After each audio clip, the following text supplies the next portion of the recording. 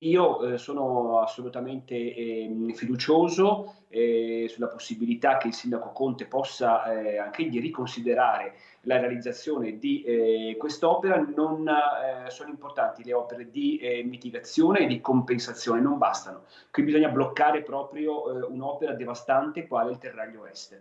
L'idea di liberalizzare l'A27 rilanciata dal presidente del Veneto Luca Zaia dopo la vicenda autostrade solleva un fronte sempre più ampio di contestatori del Terraglio Est.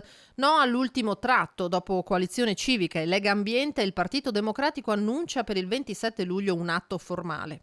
Io nel prossimo consiglio comunale ho intenzione di chiedere al sindaco Conte di aprire un'inchiesta pubblica che permette ai cittadini di essere coinvolti direttamente. Credo sia davvero una questione anche di democrazia, perché qui si tratta di una scelta che va a impattare molto sulla vita, anche sulla salute dell'intera cittadinanza.